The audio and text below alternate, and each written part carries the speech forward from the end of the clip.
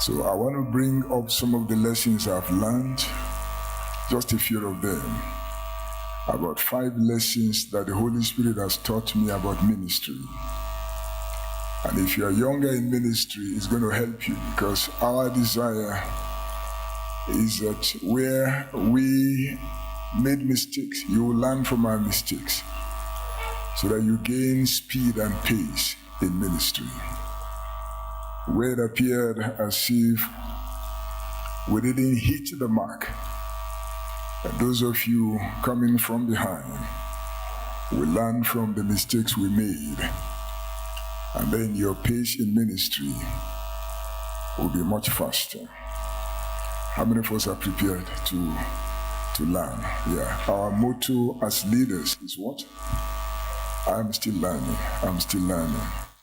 There's always room for more. Always room for self-improvement. So I'll be sharing these lessons. There are 5 of them. Obviously, over the years, God has taught me quite a lot of things. But I want to share just 5 of them with you, trusting that these lessons will be of profit to you. The first one, I'm going to run through the 5, then I'll go back and start from the first. The first one is that we should avoid over-projection of self in ministry. That's one lesson I learned very early. I should avoid over-projection of self in ministry. If I want to last this journey, I want to stay on the cutting edge, I want to be effective as God's mouthpiece, here is an area I need to be very watchful of.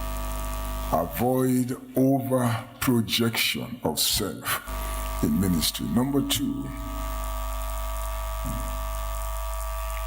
is that I should never allow my intimacy with people to affect my intimacy with God.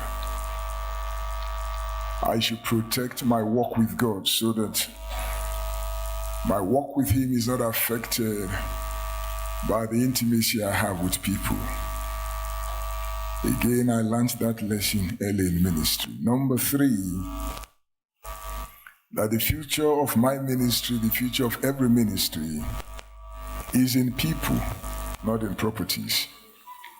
It's in the people you raise, not the buildings you raise. The future of every ministry, if your ministry will be transgenerational, if it will have a voice in the future, you've got to major on raising men, raising people, not just raising properties. Because buildings will become a monument, but people will become a movement. So major on people development if your ministry is going to have a future. Number 4, the 4th lesson I learned is that my life, your life, must preach as powerfully as your lips. My life must preach as powerfully as my lips. My home should preach more powerfully than my pulpit. So if people don't get the message and the revelation I'm dishing out from the pulpit, all they need to do is to watch my lifestyle. So the Lord taught me early not just to be a great preacher, but to allow my life to preach a great sermon. Number 4, or 5 now. The Lord told me that my assessment card, the final scorecard that will be awarded to me, will be awarded by Him, not by human beings. So I should run this race with my eyes on eternity. I should focus on things above, not just things of this earth. Because God's assessment card is often different from that of human beings. So we would go back to the first